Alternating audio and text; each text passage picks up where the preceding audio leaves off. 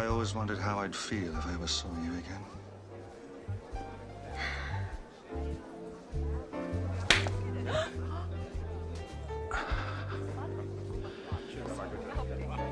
Now I know. Was it something I said? How about the words, "I'll be right back"?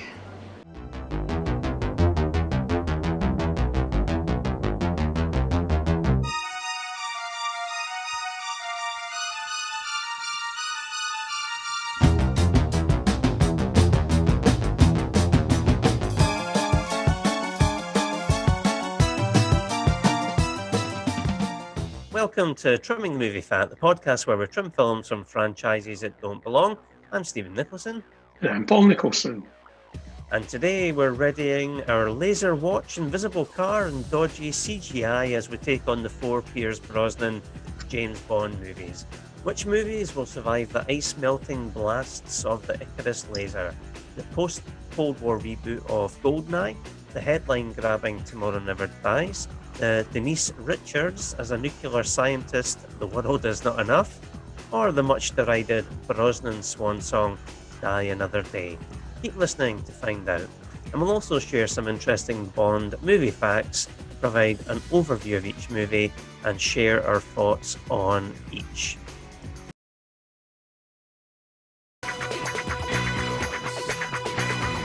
Bond. James Bond. So joining us, cycling off a Russian base from a great height into a plane, is Mr. Paul Melon. How are you, Paul? Hello, very well, thank you. Yourself? Very good, thank you. Are you ready to provide some detailed commentary on all 4 movies?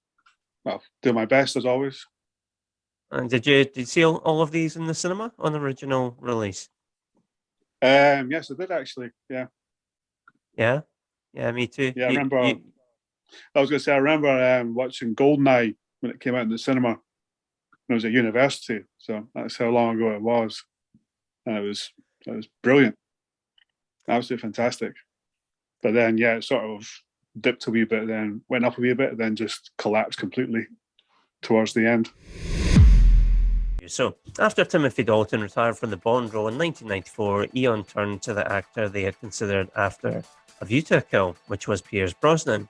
He was offered a 3-film contract with an option on a 4th. His salary for the first film, Goldeneye, was $4 million, which rose to $16.5 million for his 4th and final outing, Die Another Day.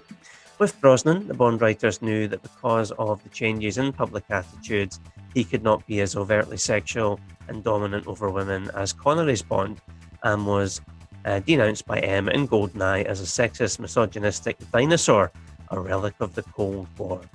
Brosnan was seen by many as the quintessential James Bond in appearance and manner, displaying an air of coolness, elegance, and a grace which made him believable as an international playboy, if not purely as an assassin. The Brosnan Bond films are Goldeneye from 1995 and directed by Martin Campbell, Tomorrow Never Dies from 1997 and directed by Roger Spottiswoode, The World Is Not Enough from 1999 directed by Michael Apted, and Die Another Day from 2002 and directed by Lee Tamahori. Brosnan became the first billion-dollar Bond after his first 3 Bond movies grossed over $1 billion at the worldwide box office. His 4 Bond movies combined grossed nearly $1.5 billion. His highest grossing Bond movie is, which might be a shock to you guys, it's Die Another Day. Mm-hmm.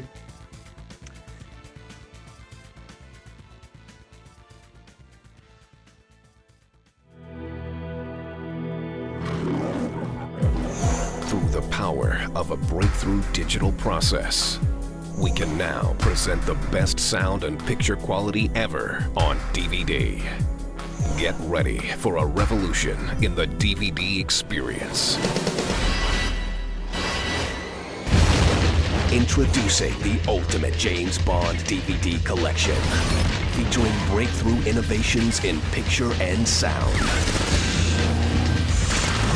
With state-of-the-art frame-by-frame digital restoration. No more foreplay. Newly remastered picture. and DTS 5.1 surround sound. But that's not all. We've reached into the Bond archives to bring you never-before-seen footage and much more. For your eyes only, darling. All 20 Bond films in all-new collector sets. Let's get down to business.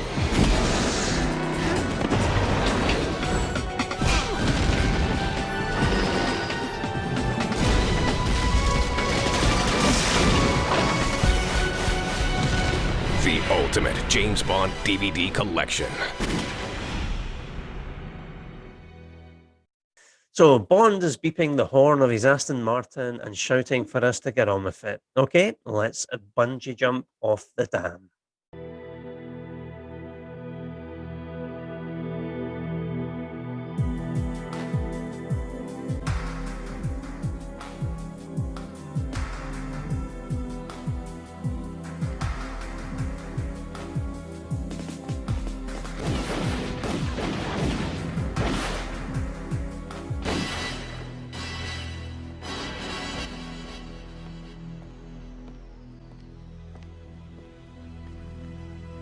You were expecting someone else?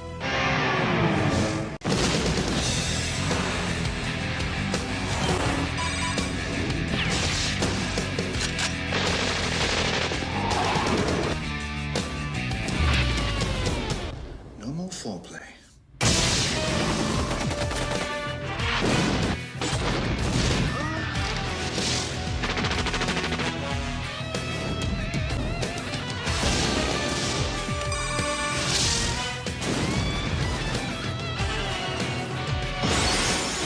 Name's Bond.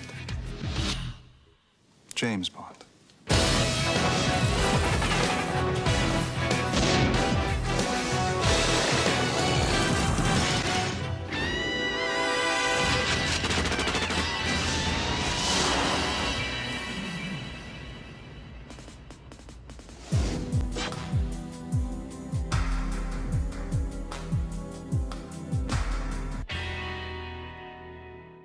I must tell you, Pierce, I have not heard one negative thing either about the film or about your performance in it.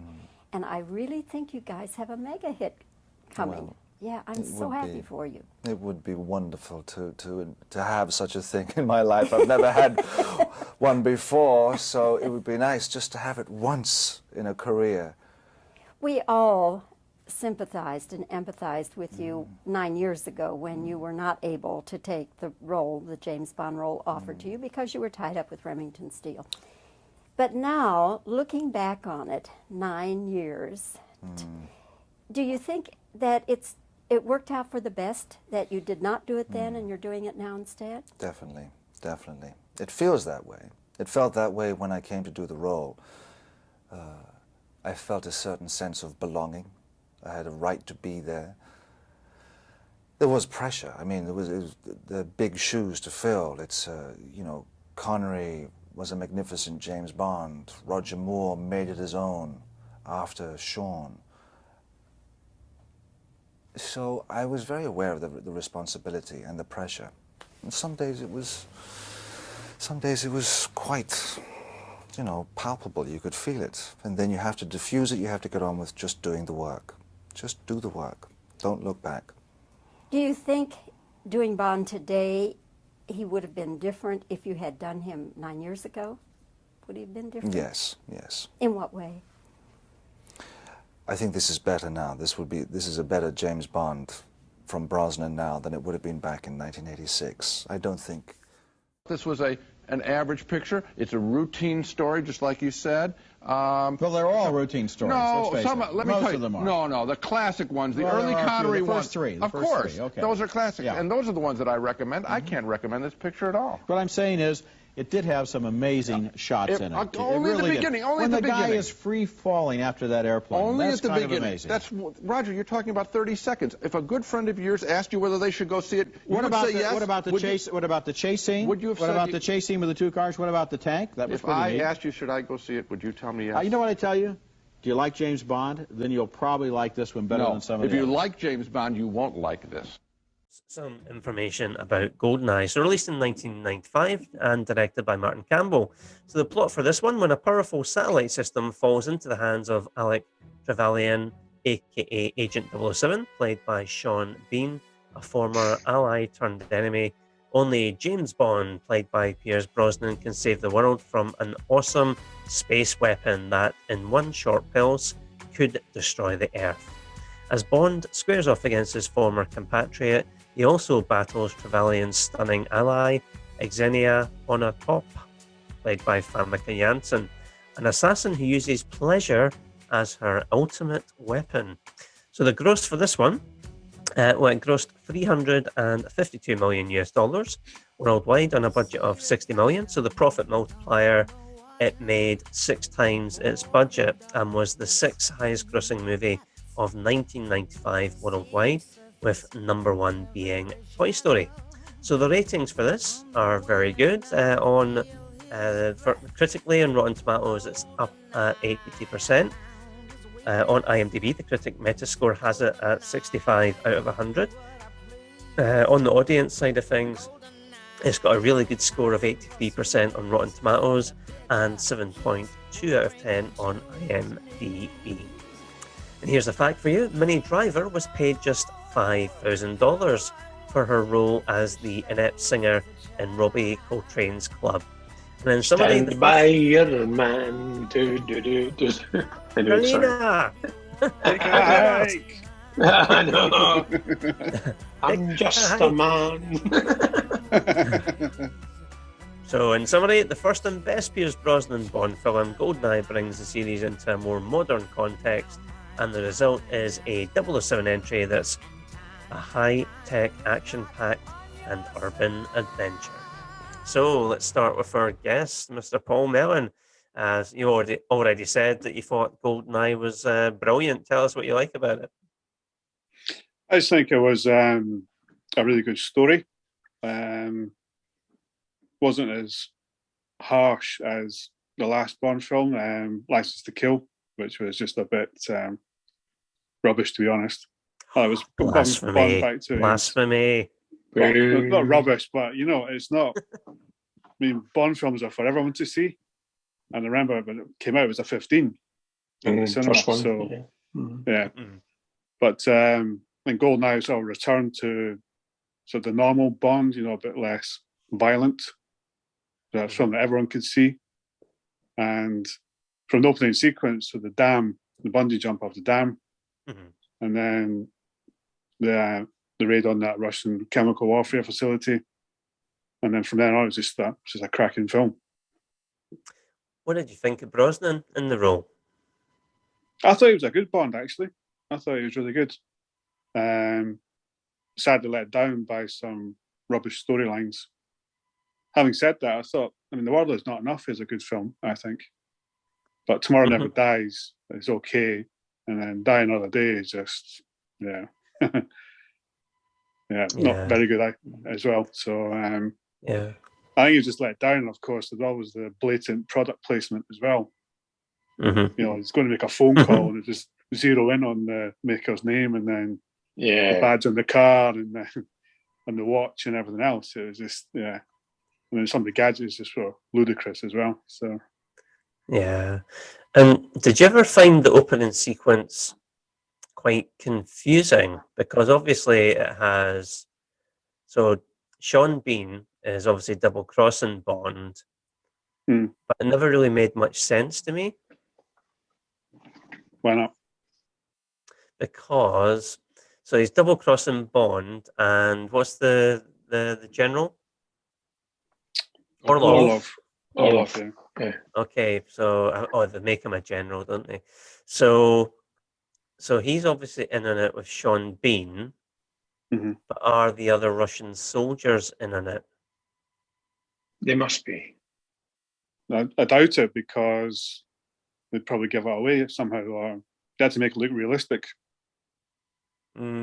Otherwise, they'd give the whole scheme away. So it's only Orlov that's in on it. I would say so, yeah. Okay.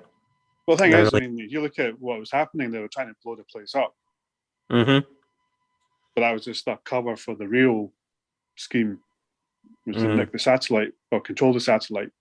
Mm-hmm. So they had to make it realistic. They had to make it seem like Sean Bean was dead, so he could Mm. carry on with the rest of the plan. So was Orlov, if you'll pardon the expression, was Orlov firing blanks? Probably, yeah. Well, I would say so. You have to ask Okay, his wife.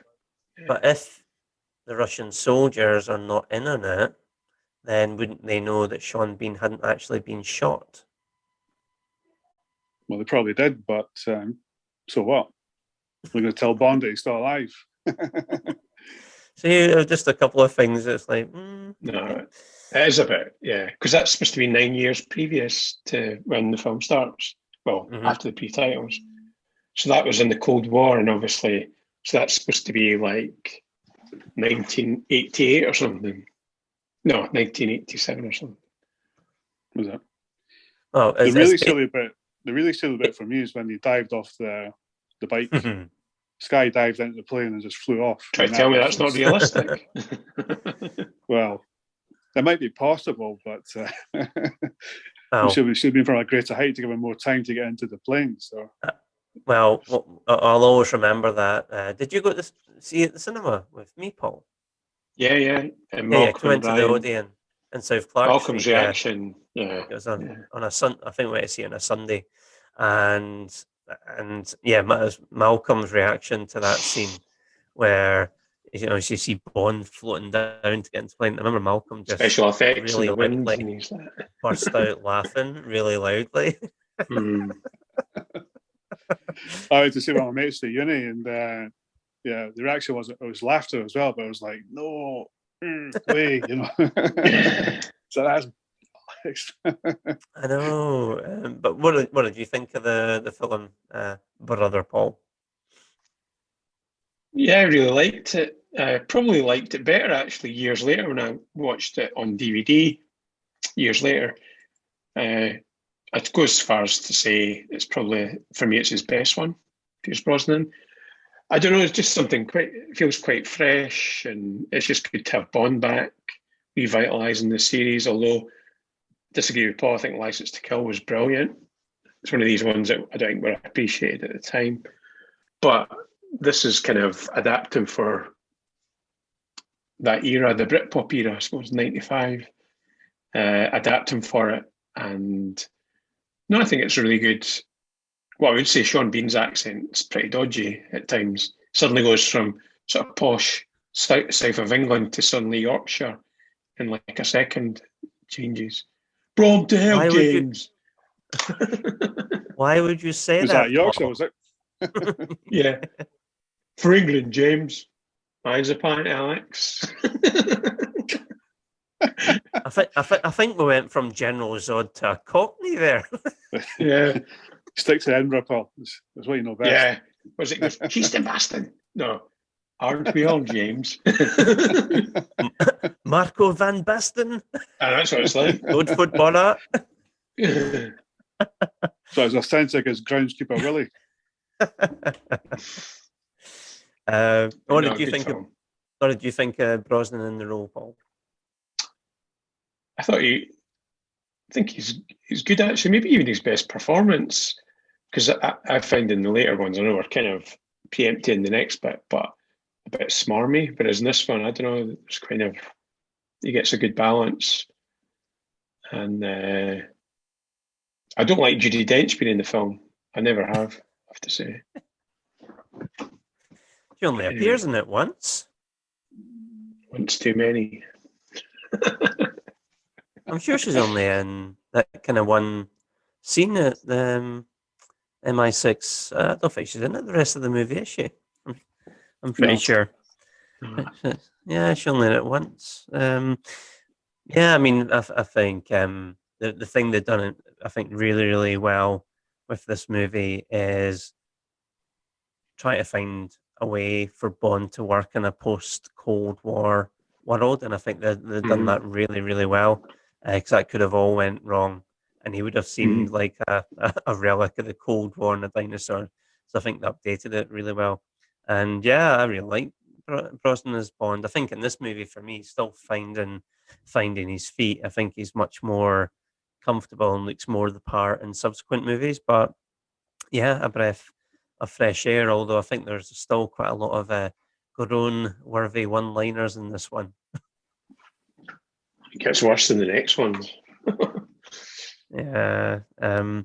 So the soundtrack for this got a kick in. Eric Sierra, French composer. So it was a lot of it was very electronic based. It's very dated. Either of you fans of it? I like this theme tune, Goldeneye, Tina Turner. Mm-hmm. That was Bono on the Edge, wasn't it? Yep. Yeah, they wrote it. Goldeneye. I like that song. I don't remember the rest of the soundtrack that much, but says it all. It's almost quite separate. The rest of it's just very dated, and I think I could be wrong. I'm sure it was like a last minute thing as well. I don't think it was like thought out. But it just sounds like somebody's knocking pots and pans and stuff. Maybe it was. Maybe it was. It's an awful soundtrack. The theme tune's great though. Yeah, I like Tina Turner's theme tune, and one of the other things I liked about it, I'd be interested to see what you guys think, is the scene where Bond is fighting Sean Bean or Alex Trevelyan on the satellite. That is good, yeah. Satellite dish thing at the end. I mean, that's really brutal stuff. It's really fast. It's really brutal. It's good, yeah. I think that's one of the best sequences in the movie. Would you agree? Yeah, absolutely. Yeah, I would say so. Yeah. Yeah. Always. Yeah. Sorry. I was going to say, you can see a transformation in the special effects from 89 to 95, I think, in Goldeneye. Like, yeah, it's not real, the bit where he comes out, he's jumps off the motorbike on the plane and all that. But I suppose the bits like you're talking about on the satellite thing, that actually, when he falls and stuff, it does look actually quite good. It's come on leaps and bounds, special effects. It still looks not real, but it's much better than it would have been in the 80s. Mm-hmm. Like A View to a Kill on Golden Gate Bridge or something. Another thing for me, which I think is excellent about this movie, is the cast. Well, brilliant cast. So for you, Mr. Melon, any particular standouts? I liked Orlov, actually. Was it Orlov or Oromov? Yeah, Oromov, I think. Oromov, yeah. Oromov, yeah. I thought he was really good. Robbie Coltrane, of course. Yep. Yeah, Tchaikovsky. Yeah. Vladimir, was it? No, Valentin Tchaikovsky. Yeah, he was brilliant as well. That's maybe the funniest bit in it, where he's asking the wee stooge guy, how long the winter's last in Russia. And the guy starts to answer, well, it depends. He's like, shut up.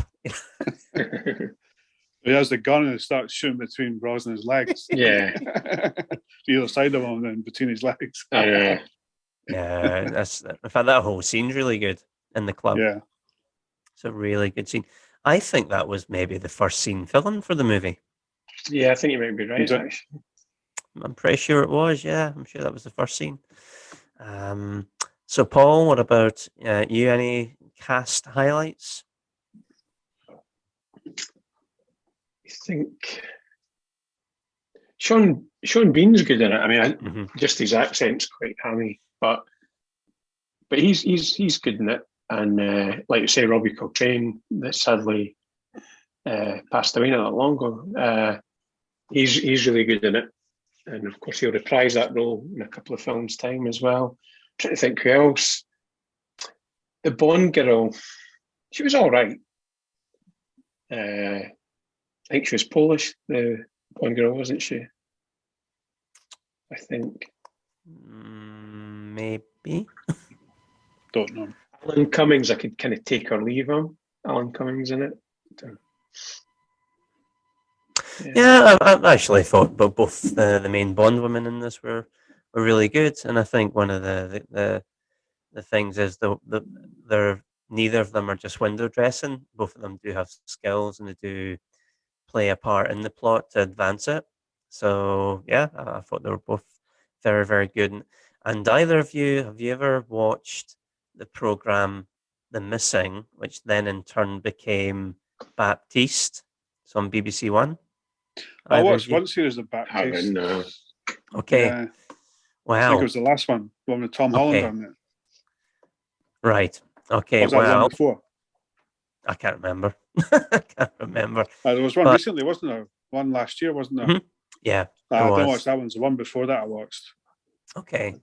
Tom Hollander was in it. Okay. Well, you will find that the gentleman playing Baptiste is playing Defense Minister Mishkin in Goldeneye. Obviously, a lot younger. Right. Yeah. The guy with the beard that's at the head of the table in the Russian government. Yeah. Because I remember watching it, and after obviously having seen Baptiste, I'm watching it going, he looks very, very familiar and sounds familiar. And of course, you look up IMDb, and it's him. Yeah, so he's Defense Minister Mishkin. So yeah, I think this is obviously really well directed by Martin Campbell. He obviously did Casino Royale as well, so maybe he should just stick to doing the first Bond movie of a new actor, because what a track record, huh?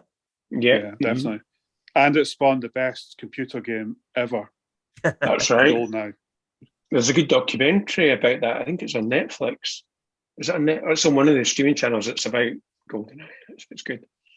Yeah, about the making of the game. The game or the film? The game. All right. Yeah. Well, do you want a bizarre fact? Guess what's being re-released tomorrow on Xbox and is it not Stitch? Is it Steam?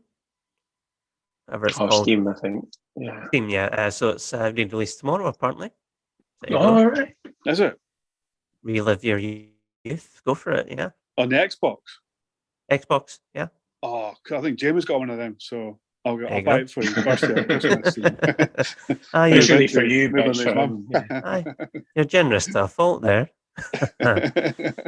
So, gentlemen, we need to rank Goldeneye. So, is it a top or middle or lower tier James Bond movie? So, let's start with Brother Paul. Where would you put it?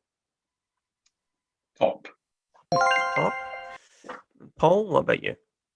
Yeah, top. Number one. I would agree with you. I'm going top as well. So Goldeneye is definitely top of the poppermost. So let's move on to the I just run for a wee before we do the next one. Give me a sec. I don't think that was released, was it? That was the French I'll be version. quick. Yes, okay. Action stations. Aye, aye, sir. Sound the general alarm. The Chinese pilot insists we're inside their territorial waters and he will fire. An act of violence. Torpedo, torpedo, torpedo. It was an unprovoked attack on a ship in international waters. The promise of war. And instead of decisive action, all you want to do is investigate. My goal is to prevent World War III, Admiral. Now, the world has only one chance for peace. When will our ships be in position? 48 hours. And just one man for the job. Bond.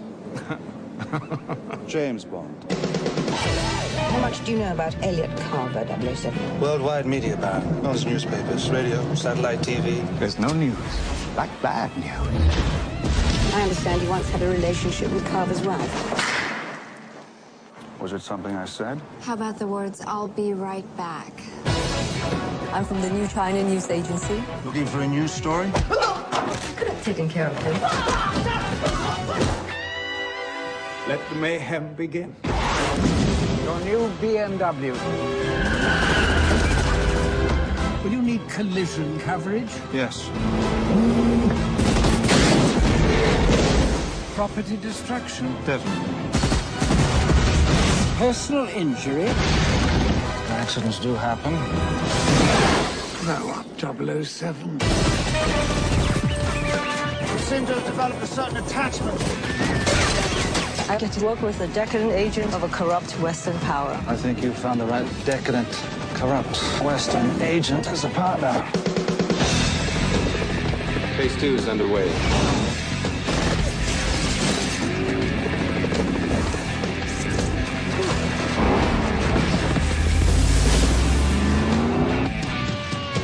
This holiday season, The hell is he doing? his job, the world belongs to Bond. When you remove Mr. Bond's heart, there should just be enough time for him to watch it stop beating. I would have thought watching your TV shows was torture enough. I love this movie. Good. I'm a long-time Bond fan, as I was So am telling I. Roger Spotswood. And I just think this one delivers on every level. I don't know how you could make it better. Oh, well, thank you very much. It's nice to hear. A lot of hard work went into it, and Roger Spotswood has acquitted himself grandly as the director of Bond number 18, Tomorrow Never Dies. It was bloody hard work, really, at the end of the day. You know, however you cut it, it was a long schedule. How many months? Oh, it was about 25 weeks of shooting. Wow. You know, that's long. And the expectations were high, and because the first one, you know, Goldeneye, which was my first Bond, did so well, and that was a great relief. You know, you want bigger and better the second time round, and I believe we've done it. I saw the movie about 3 weeks ago, and it moves. It's got great action, it's got great character, it's got great style, and it looks like no other Bond movie I've ever seen. So the question is, should you turn up to watch it? Well, yes, you should. Story-wise, and thanks to rewrites, second thoughts, and more rewrites, it may be a load of old cobblers, but Tomorrow Never Dies, boisterously directed by Roger Spotswood, is highly enjoyable, not least because Pierce Brosnan has grown impressively into the role, lending it the kind of subtle gravitas it has lacked since Sean Connery's day. Around Brosnan, the usual suspects are comfortably in place. Judi Dench as M, Richard Llewellyn as Q, and Samantha Bond as Moneypenny. The action, stunts, explosions, general violence, exotic locations and complicated gadgetry are well up to standard, while the shameless product placement goes way beyond the call of duty. Furthermore, the deceased body count is astronomical, while the seduced body count stands at 3. Bond, ostensibly on a language course, is first seen nibbling on a delicious piece of Danish pastry, Cecilia Thompson, leading Moneypenny to remark, You always were a cunning linguist, James. mind you, since we don't actually see him practicing cunning linguism, if that's the word, how does Moneypenny know? I think we should be told. Anyway, Bond then moves on to more substantial crumpet in Terry Hatcher, an old flame who is now Mrs. Price, before finishing his meal with a dish of sweet and sour in the shape of Michelle Yeoh, a Chinese secret agent and redoubtable martial arts warrior with whom he teams up to thwart the perfidious Price. All quite satisfactory, really, although, and it pains me to say this, Jonathan Price, superb actor that he is, simply isn't menacing enough to be a Bond villain. I've never met either of those real-life media tycoons, Murdoch and Ted Turner, but they both strike me as being far more terrifying than Jonathan Price, and they don't even have to declare war on China. There we go. So Tomorrow Never Dies, released in 1997 and directed by Roger Spotswood. So the plot for this one, media mogul Elliot Carver, played by Jonathan Price, wants his news empire to reach every country on the globe, but the Chinese government will not allow him to broadcast there. Carver doesn't take no for an answer and plans to use his media empire to fuel flames of war between the Western world and China. James Bond is on to the insane news tycoon and travels to China to stop him with the help of Chinese secret agent Wei Lin, played by Michelle Yeoh. So the gross for this one, it grossed 333 million worldwide on a budget of 110 million, which is very slightly down on the previous movie. The profit multiplier, it made 3 times its budget, and it was the 4th highest grossing movie of 1997.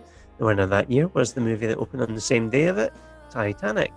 So the ratings for this one, it's critically on Rotten Tomatoes, it's got 57%, and on IMDb, 52 out of 100. Audience-wise, it has a 53% rating on Rotten Tomatoes and 6.5 out of 10 on IMDb. So everything is down on Goldeneye. And here's a fact for you. Sir Anthony Hopkins was originally cast as the villain, Elliot Carver, but walked as there was an incomplete script prior to filming. He appeared in The Mask of Zorro instead. And in summary, a competent, if sometimes by the numbers, entry to the 007 franchise, Tomorrow Never Dies may not boast the most original plot, but its action sequences are genuinely thrilling. So, Mr. Paul Melon, is it a thrilling movie for you? I think it's an okay movie. It's an okay Bond film. Not sure about the storyline that much. And I think Jonathan Pryce was a wee bit on the hammy side as the villain.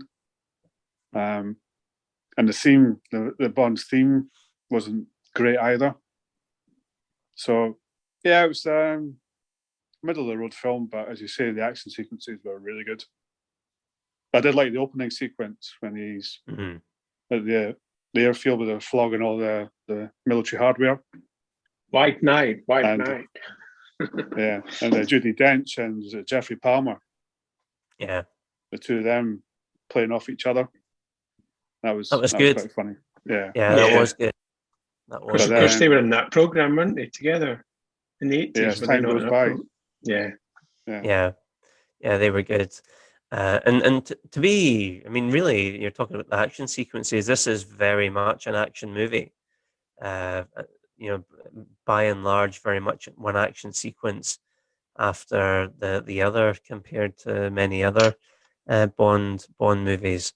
What do you think, Brother Paul?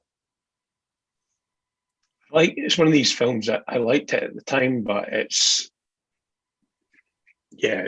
for me, it's quite pure now. And like what Paul was saying, Jonathan Pryce is actually a good actor, but in this, he goes almost too much. He's over the score almost. It's, he's just hamming it up too much, and that kind of detracts away from, I don't know, you taking him seriously. It's almost like it's like a cartoon character.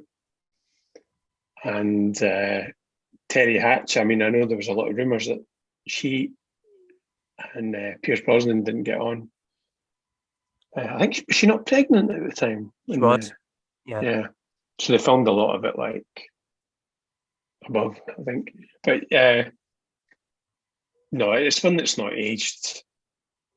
It's not aged very well. Like I said, I really liked it at the time. I liked it so much I saw it twice. And I think what you have to take into account as well for these films is we're watching them after having seen the Daniel Craig films, and I think having seen the Daniel Craig films, that's what maybe makes these not seem as good. Yeah, I mean, I think the Terry Hatcher thing, she didn't have a good time on this movie at all. And I think another thing for her that was a bone of contention is the way they had her hair, which she wasn't happy about in the movie, which I can totally agree with. She just let her keep her normal hair. She would have looked better. So I'm with her on that one. It's kind of tasseled a bit, isn't it? Rather than just being, normally she would have had it straight. It was kind of puffed up a little bit. But she's getting paid all that money. There's me, the hairdresser, Which had that problem. Yeah. Well, that's the only thing she's moaning about. Then what does that say about her, though? I mean, she got paid a lot of money to appear in a film. She's moaning about her hairstyle. Yes, I'm sure she was ably compensated for her time. Yeah. And so, and the thing is, I hear what you're saying, what you guys are saying about Price, hamming it up. But I actually quite like that. He's got lots of funny one-liners, and just he does look like he's enjoying himself. So fair enough. And I think for me, for the movie, I've always really, really liked this movie, and yeah, it's very much, and maybe because it's just so much action in it. And I think another big reason I like it, I think Brosnan for me is much better in this one. He actually purposely put on a bit more weight, a bit more muscle, so I think he looks a bit more like Bond in this one, less skinny. He's much more comfortable in the role, and so I think that as well helps. And I think this movie has the best Bond soundtrack since Moonraker. David Arnold came on board for this one, and it's a brilliant, brilliant soundtrack. So I think that helped a lot with it. So yeah, I'm a big fan of this particular one. I think what you're saying, Paul, with the beginning, it's like a mini movie in itself, isn't it? The arms bazaar. Yeah, On the Georgian border or something like that. I can't remember. Yeah, somewhere like Kazakhstan or something like that. Yeah. And you get the immortal line when Pierce Brosnan ejects the guy from the fighter plane who's trying to strangle him. Backseat driver. I liked the other one. Jeffrey Palmer said was somebody doesn't have the balls to do it or whatever. Oh yeah. And M says, well, at least he doesn't have to sync with them or something like that. Yeah. Well, here's one for you. See the Royal Navy boat at both the beginning, the one that sinks, the Devonshire, isn't it? It sinks. Yeah. And then the one at the end, which is going to try and sink Carver's ship. The number of actors who are kind of bit part players on those Gerard boats. Butler. Yeah, Gerard Butler was one of them, but there's actually quite a number of different people there who've went on to. I think Hugh Bonneville's one of them as well. That's right.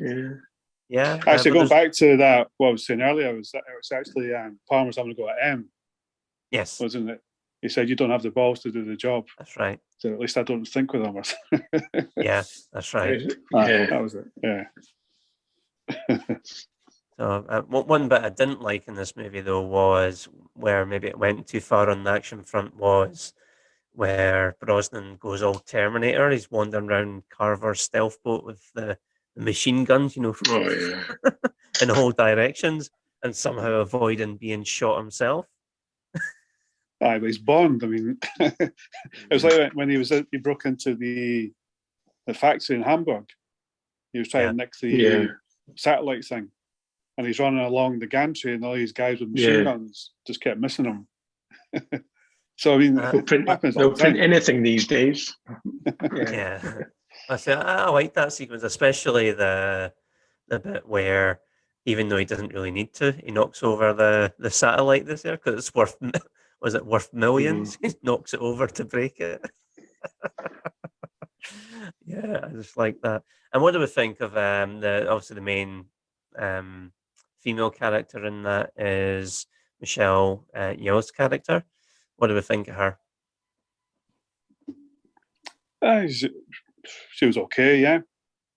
Maybe not as standout as other sort of Bond girls, but I thought she was all right. Okay, yeah. Paul? Yeah, I thought she was okay.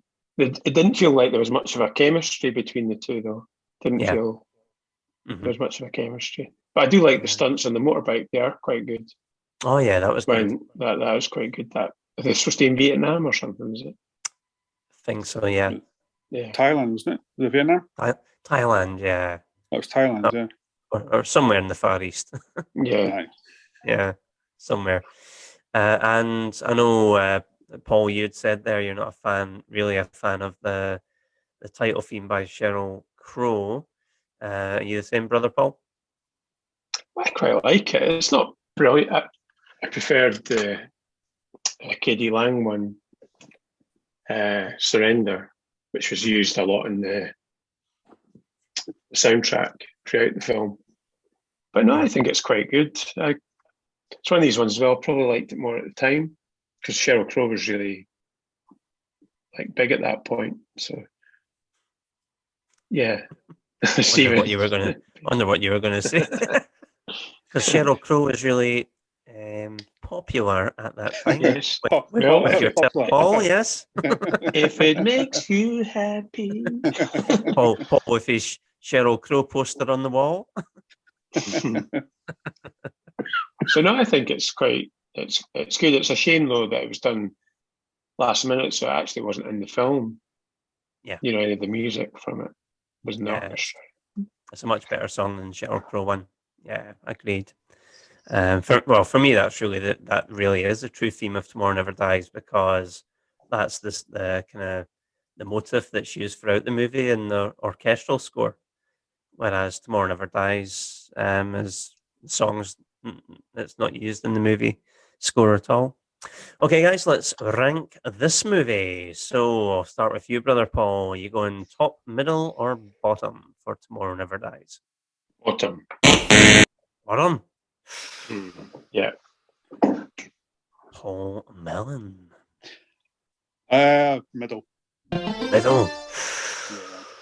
I'm going controversially top and squeeze all. That's, at least we all chose something different, no? That's what it's about. Different. Exactly. It's it's all opinions. Okay, let's move on to our next movie, which is 1999's The World Is Not Enough. As the countdown begins to the 21st century, it's good to know there is still one number you can always count on. Bond. Bond. Can't you just say hello like a normal person? Renard is behind this. He will die, along with everyone in the city. We do not negotiate with terrorists. His only goal is chaos. I sent 009 to kill Renard. He put a bullet in his head. That bullet's still there. He feels no pain. He can push himself harder, longer than any normal man. No hard feelings, Mr. Bond. It appears that you have been beaten. Don't make this personal. I can't do that. I just can't help thinking I'm next. New model? The very latest in intercepts and countermeasures, and 6 beverage cup holders. I've always tried to teach you 2 things. First, never let them see you bleed. And the second? Always have an escape plan. For the world's greatest secret agent. You've defused hundreds of these, right? When the stakes are high. Yeah, but they're usually standing still. Life's full of small challenges. And the danger hits too close to home.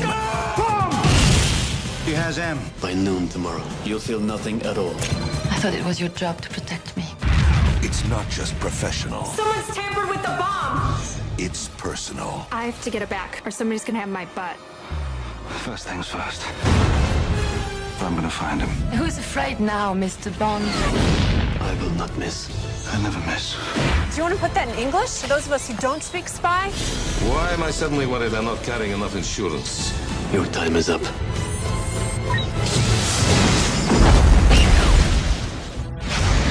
The world is not enough. Tell us about The World Is Not Enough. This is like another huge and a lot of fun, by the way. Amazing stunts, as always. Thanks. Yeah, it is big. It's bold. Michael Apted directed it, and he did a fine job. Sophie Marceau, Denise Richards, and Bobby Carlyle, Right. Coltrane, and concerns the Caspian Sea, oil. Now, do you get hurt in any... I mean, some of these scenes, I know, obviously, people know that you stunt people and things, but still, I can see it's you in some of these, and it looks a little... No, you get banged up. Yeah, I mean, yeah. I got dinged on the last one. There was a stuntman. I went one way, and he went the other way, and ended up having 10 stitches in my face here. And then the last one, kind of a door whacked me on the face. It was on driving this boat sequence. It opens up the movie. I drive this incredible boat that come out of Idaho. It's a single-seater speedboat that you just put your foot on the pedal and it just goes like the clappers. Yeah. Goes like the clappers. It goes like the clappers now. It does indeed. So anyway, it was good fun. I kind of figured out what I'm doing third time round. Well, let's take a look. That means something totally different in America, by the way. Oh, does it? Oh, no, I don't mean it like that. No. We're getting married. Get away from her. She's got the clappers. You don't want to do that. See, totally different. It's, no. You know, it's like smoking at, well, you know. Yeah. But my biggest complaint of all, The World Is Not Enough, did not have enough John Cleese. His introduction was likely just a teaser for future films, but I felt his comedic genius should have been used more. So only a marginal thumbs up for me, I'm afraid. I think I liked it a little more than you. I know that Cleese has been signed for the next 3 movies. He's the new Q. Right. And we say goodbye to Desmond Llewellyn, who was 85 years old. But, you know, I didn't want anything different because, in a way, Bond is a fact of nature. I've been going to James Bond movies all of my life. I've seen all 19 of them. And I kind of expect them to follow the formula. What I thought Apted brought to it was the steadying hand of probably the best director who has ever done a James Bond film. in terms of making it more of a story and not just a bunch of special effects sequences. But why not just go out and rent the old ones and watch them again if you don't want something new? I mean, really, I wanted to see something a little bit edgier, maybe something new, a new aspect. It was nice to see some of the characters return. Robbie Coltrane from the last one, loved him in the Cracker series. He was great as Valentin. Well, I think this is probably Brosnan's last outing as James Bond, and obviously the person who should play James Bond is Mel Gibson. I disagree with you. No, he should. He should. And maybe now with Cleese as Q and moving on with the new Bond, although I think Brosnan is very good here, maybe they will get a little more The best thing, though, Sophie Marceau smolders. She's a wonderful Bond woman. The plot for this one has Bond must race to defuse an international power struggle with the world's oil supply hanging in the balance. It doesn't sound like the most exciting movie, really, does it? Even on that one, like, oh my God, the oil supplies in the balance. Oh God, help us. Much like this moment in time, really. the Russia-Ukraine crisis. Yeah. Anyway, Electra King, played by Sophie Marceau, is the daughter of a murdered oil tycoon whom Bond is assigned to protect. The villain is Renard, played by Scotland's very own Robert Carlyle, who has a bullet lodged in his brain, rendering him unable to feel pain. Also featuring nuclear weapons expert Dr. Christmas Jones, played by Denise Richards. And Paul's shaking his head already. So the gross of this one, it grossed $362 million worldwide on a budget of $135 million. So the profit multiplier on this is it made 2.7 times its budget, and was the 6th highest grossing movie of 1999, with the highest grossing movie that year being Star Wars Episode 1, The Phantom Menace. So critically, it got 51% on Rotten Tomatoes, so that's down on the previous two movies, 57 out of 100 on the critic Metascore on IMDb, and audience-wise, it's down at 49% on Rotten Tomatoes, and 6.4 on IMDb. And here's a fact: Desmond Llewellyn, who played Q, died in a car accident just after the movie was released.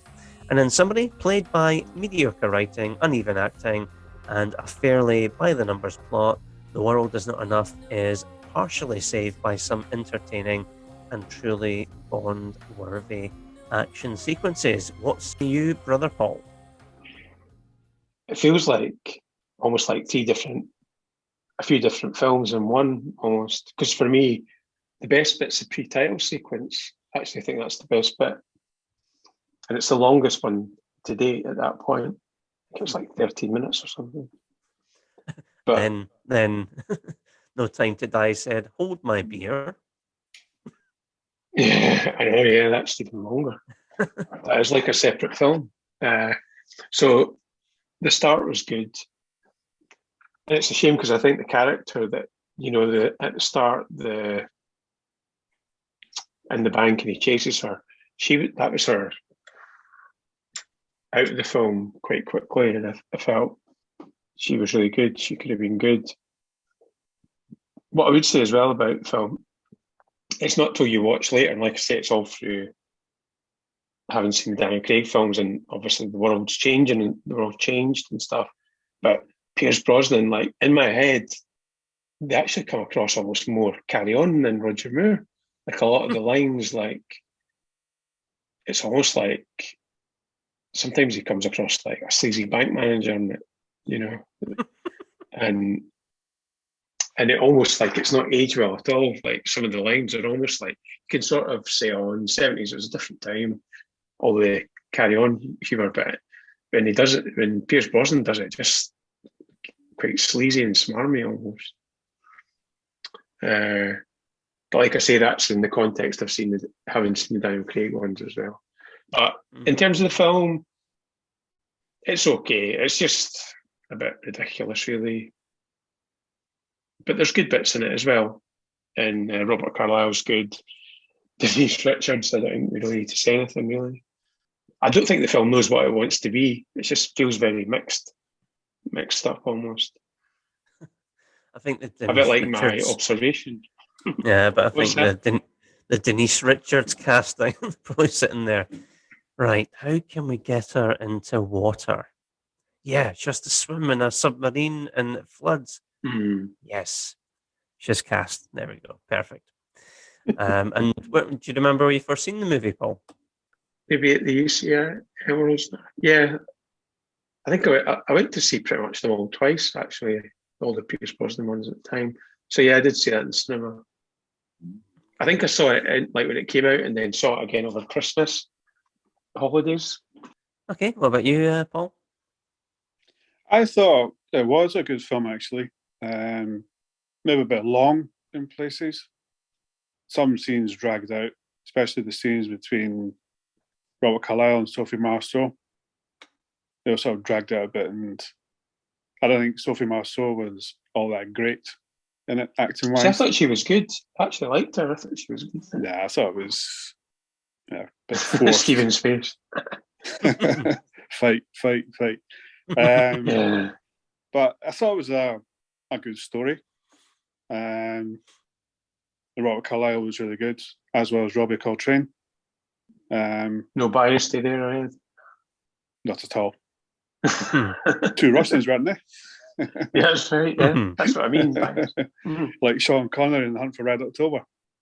I love Lithuanian. Yeah, we shall. Yeah, that's right. Yeah, right. But yeah, I thought it was a good film. I thought it was good.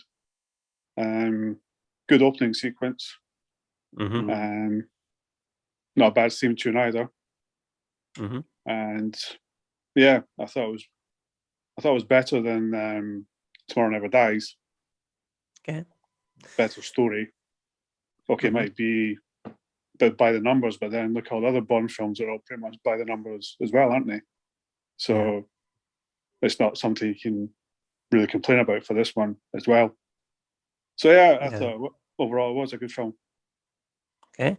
Well, I did see this on original release, and I remember it quite vividly because this was I'd only just started going out with Alison, and I think this was the first time Alison got to meet most of my friends because we all went to see this movie together. It wasn't No DM back then, but it was the cinema at Wester Hales. So I remember that. I remember enjoying it at the time. I don't like it as it's okay. It just doesn't quite all come together because there is good elements in here that I enjoy, but then some stuff that just falls a bit flat. Yeah, the opening sequence is brilliant. I think but then you have a scene, the paragliding in the snow. That's quite good. Yeah. See, for me that falls a wee bit flat. For me, I just don't find it all that exciting. But I like Brosnan in this. Again, I think he is good, solid. I think it's good when he was cold-blooded and just killing Davidoff. Bang bang, that's you. Thanks very much. Although there was the horrible Russian accent he did when he was talking to Denise Richards. Goldie. Yeah, when he pretended to be the scientist. Oh, like, oh no. What do we do here? It's like he was channeling Borat. Did you like Goldie's accent in it? Oh yeah. Goldie. Yeah. That was an accent. I don't know what it was. Yeah, it was an accent. Don't know if it was maybe the right one. So I've never talked to you, Paul, about the theme tune. Did you like the garbage song?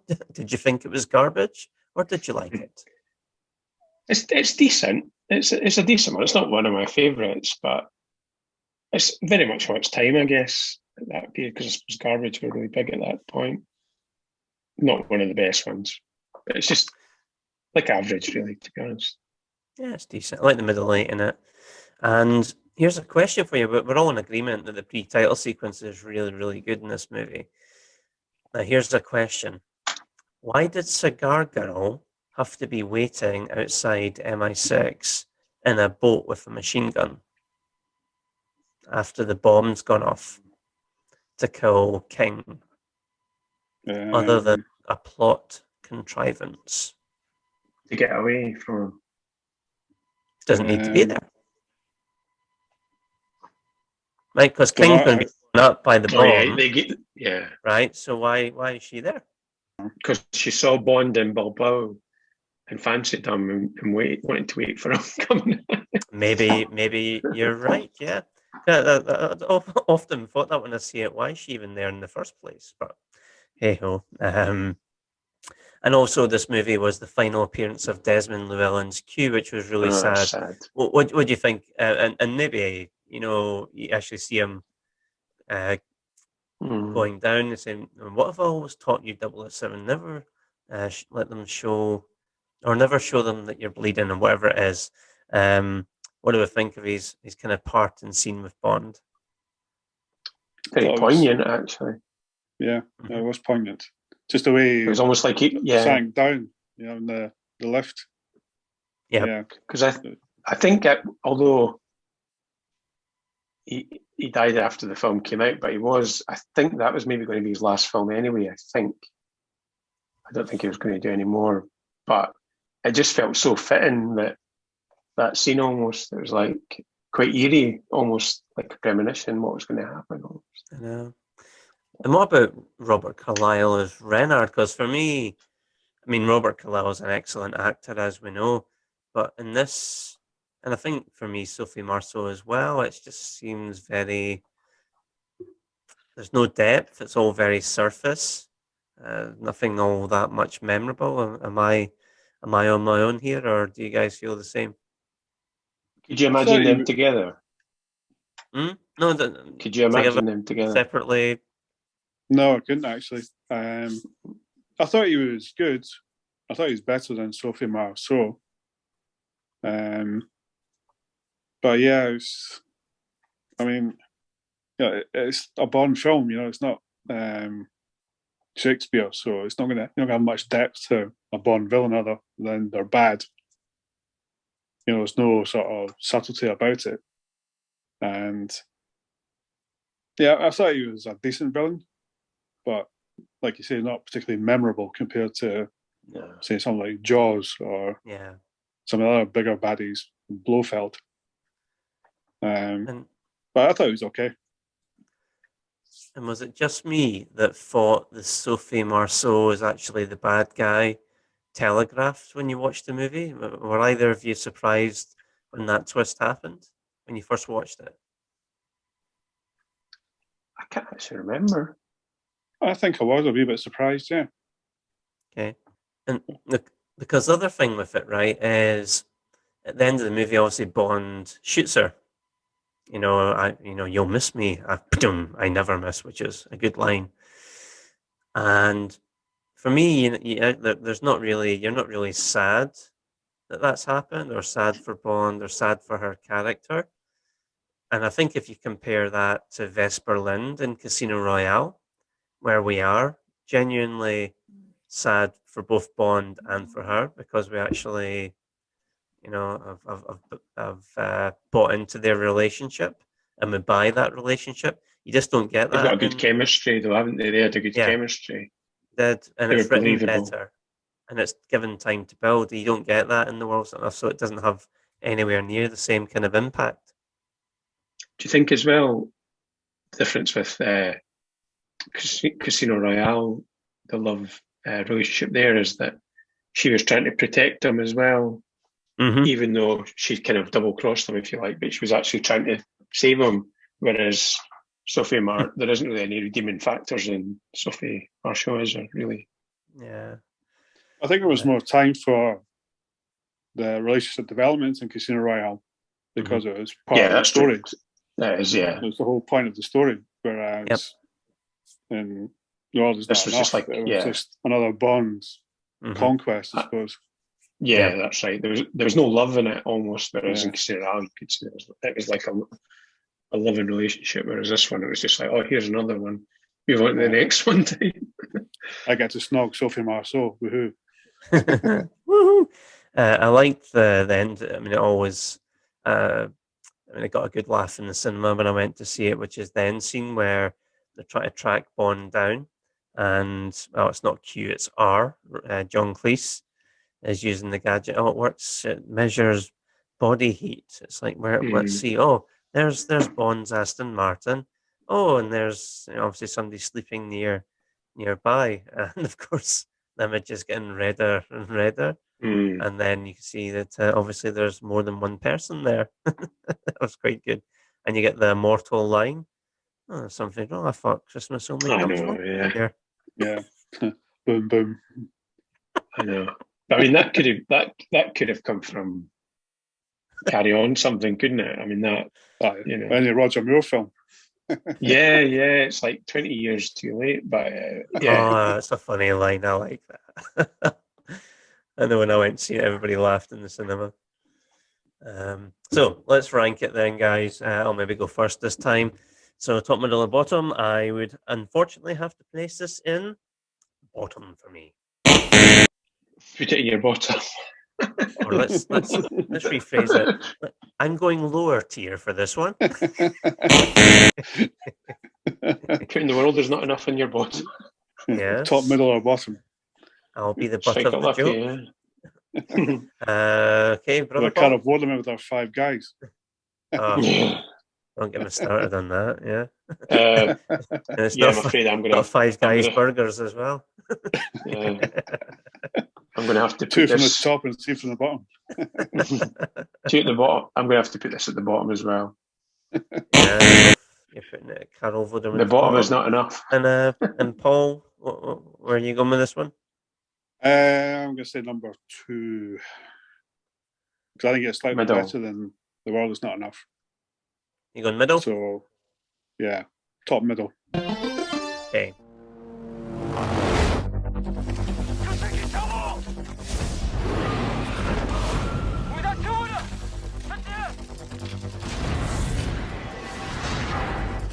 Your freedom came at too high a price. The mission was compromised. The same person who set me up then has just set me up again.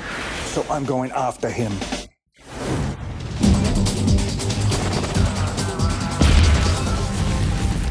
Got your attention. Tell me what you know of James Bond. He'll light the fuse on any explosive situation.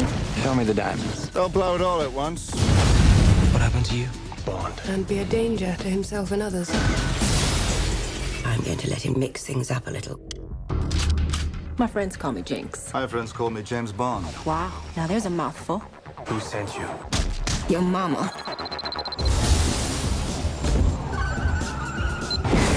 Glad you could make it, Mr. Bond. I see you don't chase dreams, you live them. One of the virtues of never sleeping. I have to live my dreams. Time to draw the line. Well, it seems you've become useful again. Maybe it's time you let me get on with my job. So, this is where they keep the old relics, then, eh? Twist so, voila! You know, you're cleverer than you look. Better than looking cleverer than you are. James, be careful. A nice palace can be such a treacherous place. I take it Mr. Bond's been explaining his Big Bang Theory. Yeah, I think I got the thrust of it. Must you touch everything? Would you like to show me more? Kill him. Now! 1,000 meters and closing. Put you back into it, eh? Let's get down to business. Looks like we're going down together. Not yet!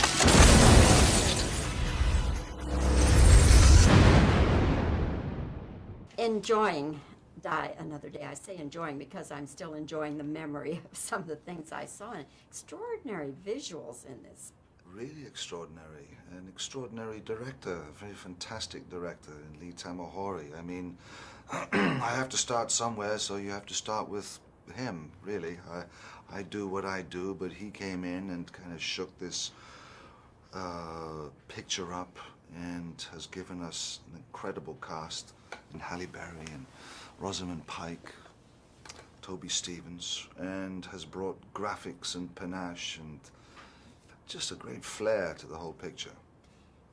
But I love the picture. I thought the opening sequence was magnificent. I thought The hovercraft, the hovercraft was fantastic. I thought the Yet when it's not approaching near camp, it's too dark, as when Bond becomes a POW and is tortured within an inch of his life for 14 months.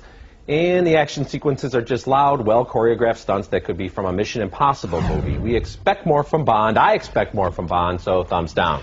My thumb is up on this movie for a couple of reasons. One of them, Pierce Brosnan. I agree with you that he is a very good Bond. Yeah. In fact, for the first time in the whole Bond series since Connery retired, I found myself looking at the movie without comparing him. I'm just, okay, there's Fair James enough. Bond. I just accepted him as James Bond. Secondly, Halle Berry is not only very sexy in this movie, but also has much more to do than a Bond girl ever has had to do in a previous movie.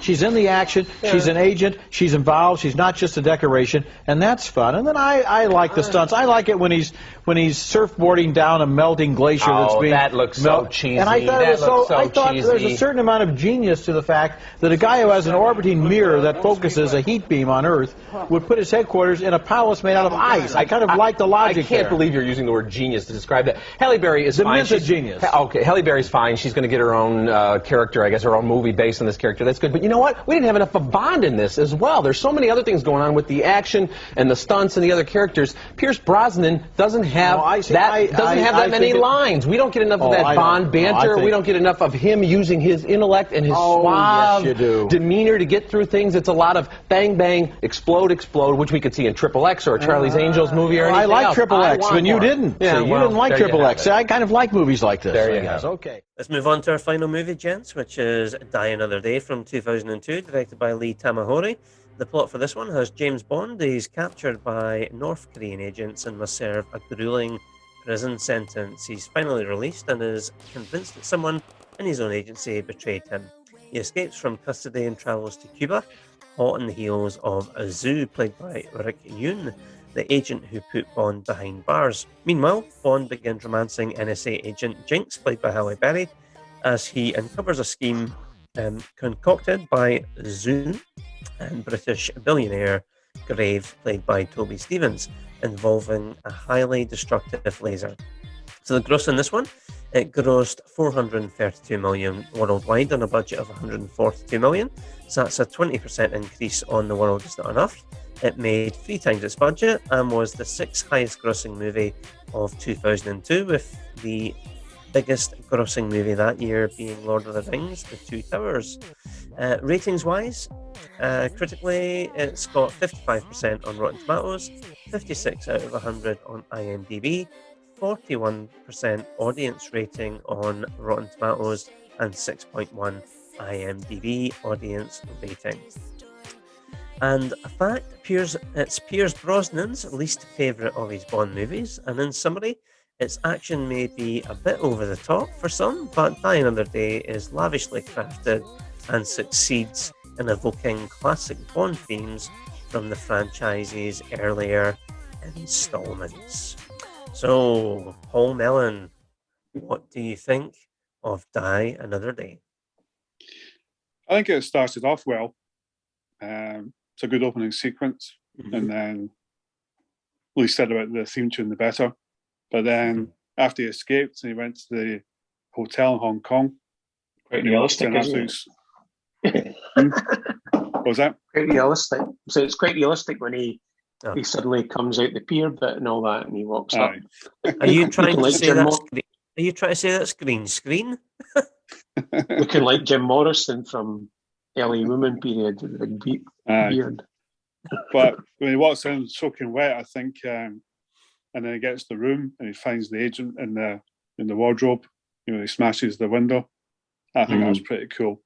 Yep. And then, unfortunately, after that, it kind of fell down. Yeah. And frankly, I don't remember the rest of it. Maybe that's telling. interesting. I think it probably grossed a high amount because it was the 50th anniversary, wasn't it? 40th anniversary It was. Right. of the franchise. Mm-hmm. Because it certainly was because of the plot. Yeah. So yeah, had a good opening, but just fell away after that, I think. Yeah, I think it being maybe rather than a 2-year gap, it was a 3-year gap between movies, and it was the 50th anniversary. There was a lot of hullabaloo. No, it wasn't. It was the 40th anniversary. 40th, sorry, yeah. 40th, There's a lot yeah. of hullabaloo around the movie, and because they were going to be having nods to previous movies by having certain plot points or certain things that were going to be featured in it. So it kind of had maybe brought people out just to check that side of things out. Brother Paul, did you like it? I really liked it at the time. I think Dad and I went to see it on a Sunday morning. And Alison, yep. Did Alison go as well?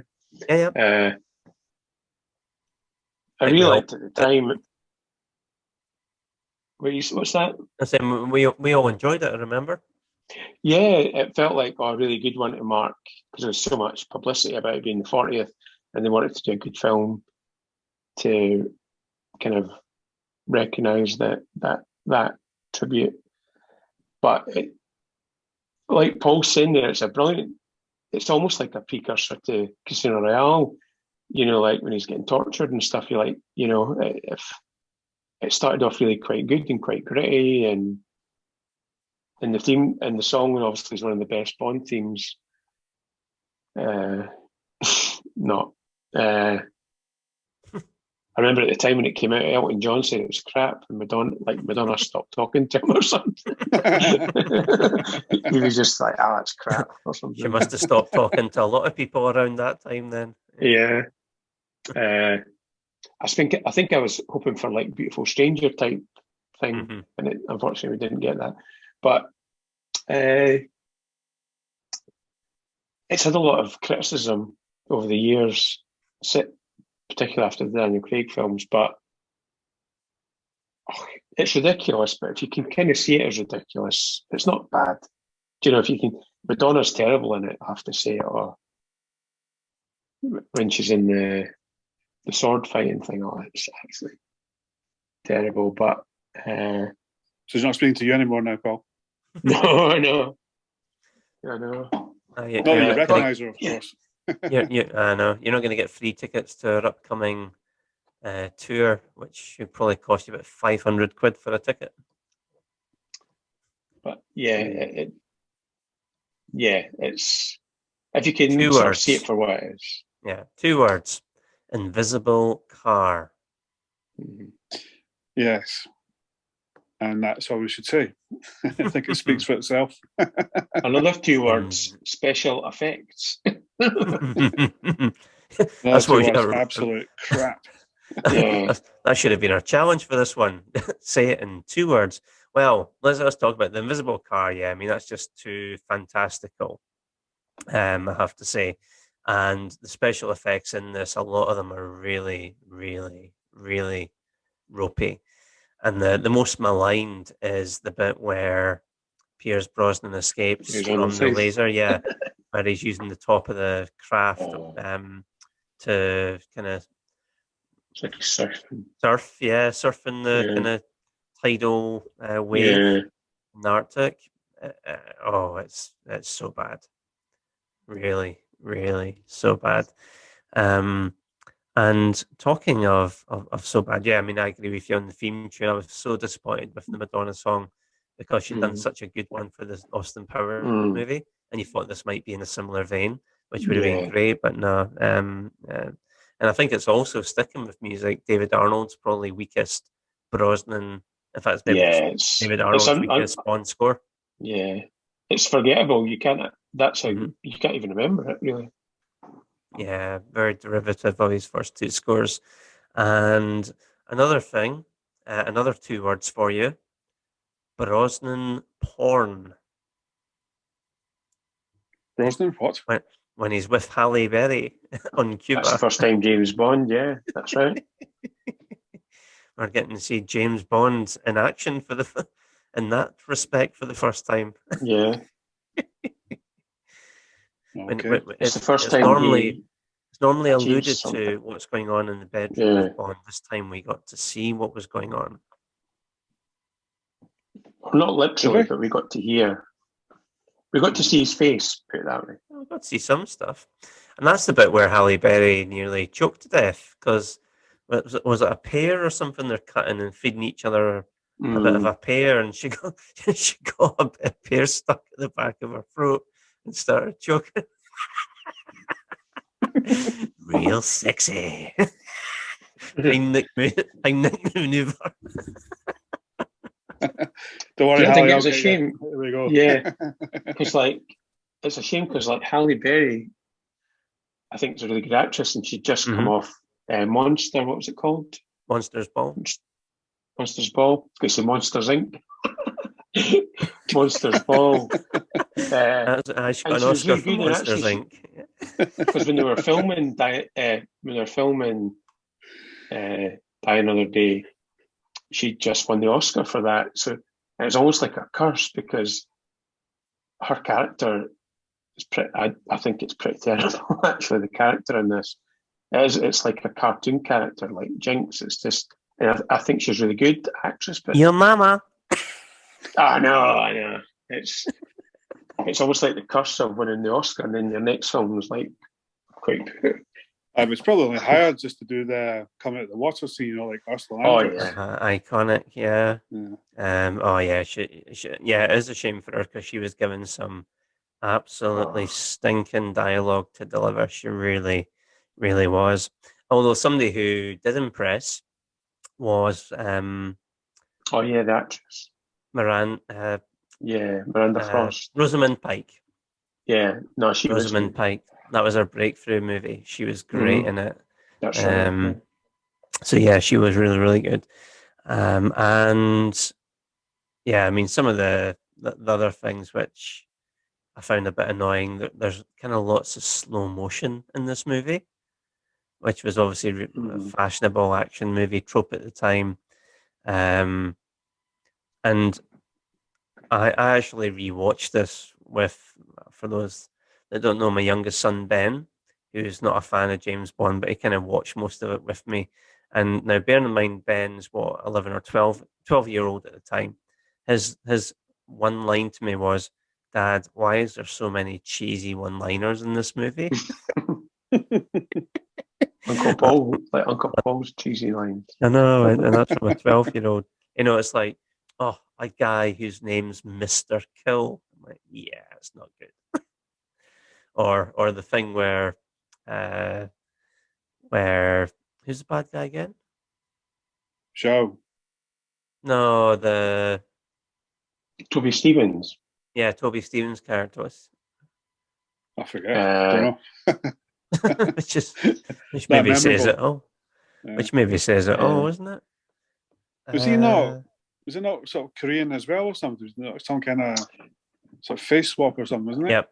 The face swap. He's supposed to be the guy at the start who Graves.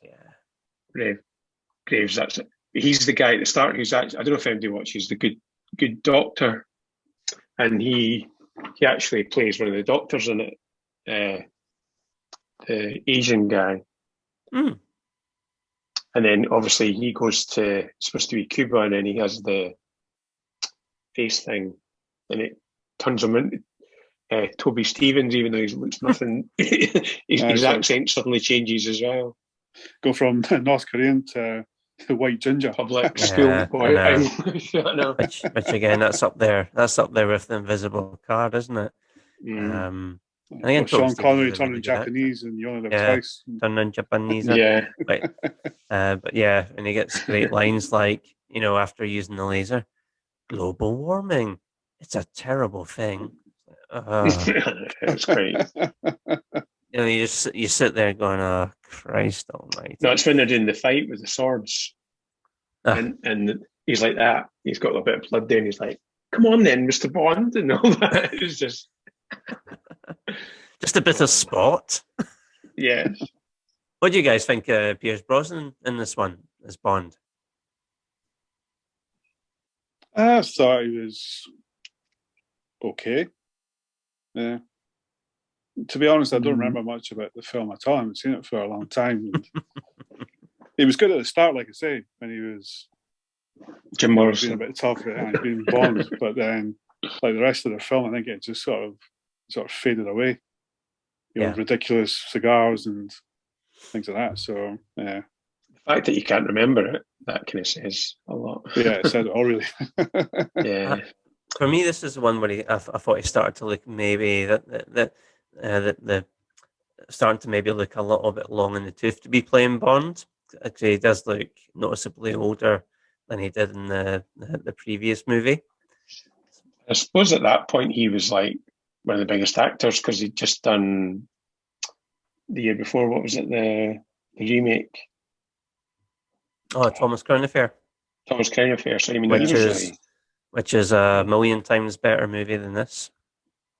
Yeah, but he couldn't wear a suit in that because apparently when you play Bond, you can't wear like a tuxedo in any other film because it would be associated with Bond. So but like I say, it's amazing to think Casino Royale was only 4 years later, but it feels like 40 years later. The styles. Yeah, definitely. Yeah. Okay, let's rank it then, guys. Die Another Day, lower, middle, or top tier?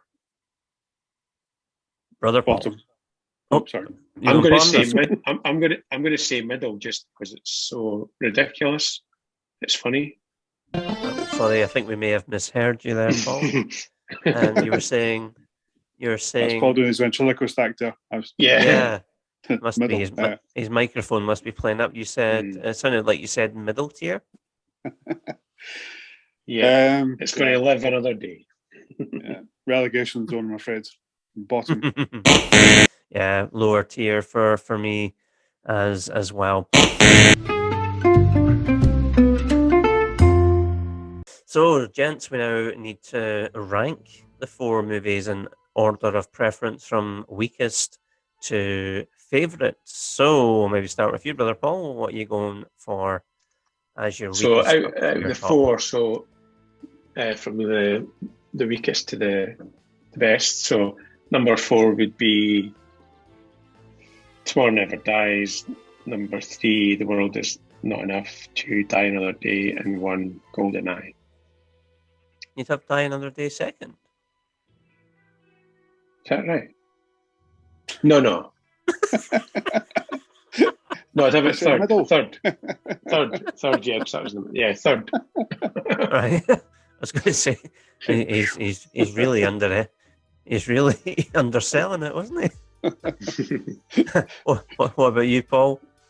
The weakest is obviously Die Another Day, and then The World Is Not Enough. Sorry, Tomorrow Never Dies, and The World Is Not Enough, and then Goldeneye.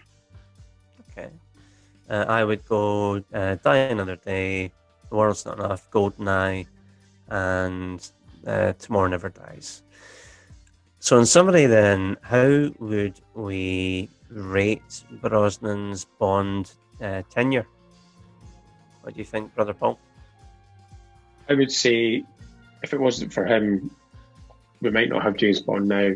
He revitalised the series and brought it up to the current time that it was made, which was crucial, and it then made Bond almost like from then on the films became big like box office blockbusters, whether you liked them or not. They were always really done really well at the box office. But I don't think they're great films, and probably not ones that I would watch much. I'd rather watch the Timothy Dalton ones, to be honest. Okay. What about you, Paul? I think it was a good Bond in character. I think he had a good blend of hardness, toughness, as in tough. What are you laughing at? We're back to Brosnan porn again. I know. Shows your hands. Mixed with he's quite suave, quite smooth. Some of his one-liners were delivered well. Some were a bit rubbish.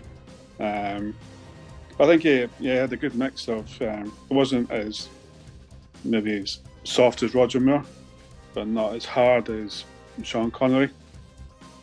I think he was. Somewhere in between. He had a good blend of the toughness and being suave and smooth and a gentleman.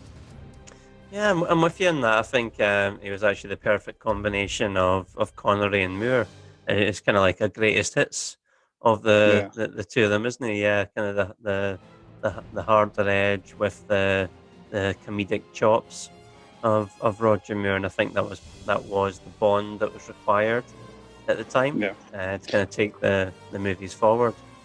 So, I think he was just let down by not very good storylines after Goldeneye, compared to say like Moore and Connery and Craig. Yeah. Well, maybe all the other ones actually, all of them, Dalton and Lazenby. and all the gadgets were a bit rubbish as well. Yeah. And just the blatant product placement. I think he said himself once he wanted to make Bond a bit harder. Mm-hmm. Get rid of all the product placement, all the silly gadgets, and just go back to basics. Yeah. But he was told no, they wanted all this fancy stuff because they thought the audience needed it. And I think that's probably true to an extent because of the weak storylines with three of these films. Goldeneye was a really good story, really well made as well. But I think they wanted all the flashy stuff to disguise the fact that the storylines weren't particularly good. And it was a shame because he would have been a really good Bond if he had like coronary storylines. Yeah. He'd have been a brilliant Bond. I think it's quite similar to Daniel Craig in a sense that the first film, which was also done by Martin Campbell, the first film was really good, and I don't think they ever bettered that. Like for both actors, actually, they never bet whether that was them or whether that was the films or the story, but they almost like they peaked in the first film for me, or the first film was the peak of the films. Yeah, I mean, I agree. I think Brosnan was better than the material they gave him. I think he was underserved by the scripts to some of the movies, and he deserved better. And I think the Daniel Craig comparison is Daniel Craig got two Bond classics, like Casino Royale and Skyfall, and the only one of Brosnan's that's really regarded as a classic is Goldeneye. So, but yes, very good Bond in my opinion, who probably deserved better.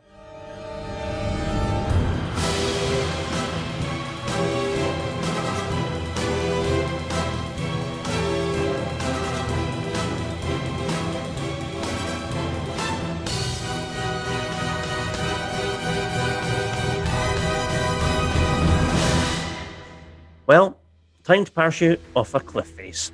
Before we go though, we need to thank Paul for joining us today. So thank you, Paul, for sharing your You're welcome. And wisdom of the world of James Bond. Thank you, Paul. You're welcome. Thank you. Get in touch with us, you can do so through various means, including email, Facebook, and so on. And you can find in the show notes how you can do that. So next up, we are taking we're changing genre. So we're going from spy adventures to straight out postmodern horror with the Scream movies. So look out for that next episode. 'Cause I think the new movie is just about maybe coming out next month, Scream 6. So we'll maybe try, Scream 6. Can you believe Police it? Academy, isn't it? Yeah, I know. So we'll maybe just got another one to do, and then it's Police Academy 7. We've not even planned this deliberately. Not even planned it deliberately.